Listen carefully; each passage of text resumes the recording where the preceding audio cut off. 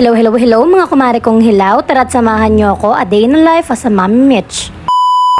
Ngayong araw nga inauna akong magising kay Miraya bandang 7:30 ng umaga, kaya naman naisipan ko munang maglakad-lakad dito sa walking path. Para naman nga kako mabanat-banat naman ang buto ko. At sinilip ko si Miraya sa kwarto at pagkakasarap pa ng tulog, kaya hindi ko muna inistorbo. Kaya naman lumbas muna ako para uminom muna ng kape. Sakto namang dumating ang tatay ko at nag-deliver to ng black sand. Niyakag ko itong magkape kaso nakapagkape na daw siya. Umakyat nga lang ako saglit sa pinapagawang bahay at umuwi din ako. Tinignan ko si Miraya. Napaliguan ko na nga pala dito si Miraya at hindi ko na napakita dahil nakalimutan kong mag-video. Umiiyak nga siya dyan dahil nagulat siya sa pagsaway ko sa kanya dahil nakita ko sinasaksak niya yung electric fan. Napakadelikado. Hindi ko rin naman nga sinasadya na mapasigaw dahil nga nagulat ako at baka makuryente siya. Ito nga at panayang aliw ng kanyang tatay para naman nga tumigil na ng pag-iyak. Kaya nga pala ganyan ang suot na damit ni Miraya dahil nangungulit siya. Gusto niyang isuot yung horse daw. Inabihisan ko na siya kaya pinatong ko na lang dahil tatanggalin ko rin naman ito at mainit. Hindi naman nga kami nagtagal dun sa ginagawang bahay at bumaba na rin kami. Hinabilin ko nga muna siya sa kanyang lola na makapagligpit naman ako ng kwarto namin. Dahil nga may bata kami, lagi na lang makalat ang kwarto namin. Inuna ko nga magtupi ng kumot dahil nga kapag hindi nakatupi ang kumot ay napakakalat naman talagang tingnan ng kwarto. Nung matapos ko ang ligpitin ng mga nakakalat sa kamay, isinunod ko naman itong corner ni Miraya. Binilan nga pala namin siya ng coloring books na may kasamang colors. Kaso mo nga hindi pa nagtatagal ang isang araw ay putol-putol na agad ito at kala mo isang taon nang ginamit. Nung matapos ko naman nga linisin ang kalat ni Miraya dito, ay nilinis ko naman itong kabila. Pinag-aalis ko nga lang dyan yung mga maduming damit ni Miraya at yung kung ano-anong nakapatong sa ibabaw ng Durabox namin. At pagkatapos ko nga dito ay nag-vacuum naman ako ng sahig. Pasensyahan nyo na nga vacuum namin pero kahit ganyan yan ay napakatibay naman niya. Hindi naman nga nagtagal tapos ko rin linisin ng kwarto. Kung mapapansin nyo nga ay puro palibot ng playmats ang kwarto namin. Dahil nga natututo pa lang si Mirayang maglakad, itakot na takot kami na baka mahudngod at mapatama ang ulo. Kaya naman talagang pinalibutan namin ito ng playmat. Kakainin ko na nga sana si Miraya kaso hindi pa pala nakalagay ang gulay sa nilulutong nilagang baboy ng biyanan ko. Kaya naman sabi ko ay ako na maglalagay. Habang hinihintay nga namin itong maluto, inutusan muna ako ng biyanan ko na idilig ko na lang daw muna itong tubig na nasa Wilkins dahil nga nilalaro ni Miraya. Tubig naman ito sa gripo at hindi mineral, inilagay lang diyan dahil nga brownout na isang araw. At dahil nga sinipag na ang person ay dinamay ko na rin itong mga halaman sa gilid namin. Gripo na nga pala ang ginamit ko diyan at nang madali. Hindi rin naman nga nagtagal at naluto na rin ang ulam namin. Ito nga tahandaan ko na si Miraya ng pagkain niya para makakain na ang bata.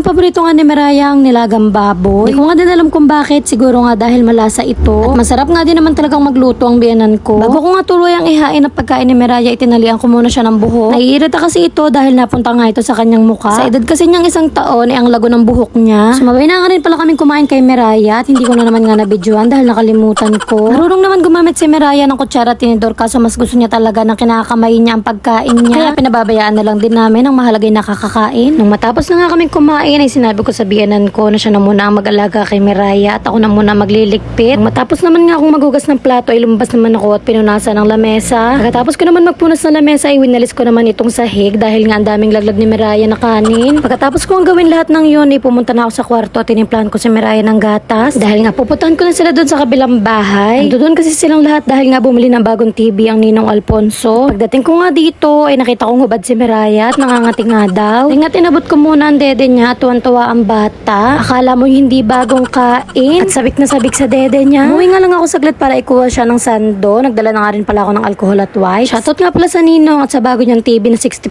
inches. Lasa ko ngayon sarap na inunood diyan at para nang nasa sinihan. Tamang dede nga lang pala si Miraya dito sa gilid habang ang mga lola niya ay nagsasayawan na sa harap niya. Paano ba naman ay nagkakantahan na naman kami dito. Isingin ko nga lang pala itong pagdating ng TV ng Ninong. Abay talaga namang satisfying mag-unbox kapag bago. Nagkantahan nga lang kami diyan para na rin matesting yung microphone at ang speaker na binili na Ninong. Nakasampu nga yata akong kanta diyan kaya naman sumakat ang lalamunan ko. Mabuti na nga lang at nandito ang ate siya na tinulungan akong kumanta. At syempre naman hindi magpapatalo si Miraya kaya nakikanta rin siya. Matutuwa ka naman nga dito dahil nasa sa tono ang kanta niya at ang dami niyang alam na kantang pangbata. Ari nga at nauhaw na kakakanta. Nanawa na nga rin kami mangantay, umuwi na rin kami. Bali naglaro nga lang kami dyan ni Miraya saglit at papatulogin ko na din siya. Tinan nyo naman at sasayawan pa kayo niyan. Bago ko nga patulogin si Miraya, iniligpit ko muna itong mga kinalat niyang crayons sa kama. At dahil nga oil pastel itong kanyang pangkulay, alam ko nga hawa ito sa kama. Matutuwa ka naman dito dahil nga kung anong ginagawa ko, ginagaya niya. Nung maligpit na nga namin ang kinalat niyang crayola, ay pinahiga ko na ito at pinadede. Abayan ko nga muna ito para makatulog. At para naman nga makaligo na ako at makatulog din. O siya, hanggang dito na lang muna ulit ako. Maraming salamat sa panonood niyo. Makikilike, comment, and share na rin po ng video ito. And then makikifollow na lang din po ako ng page ko. Bye-bye!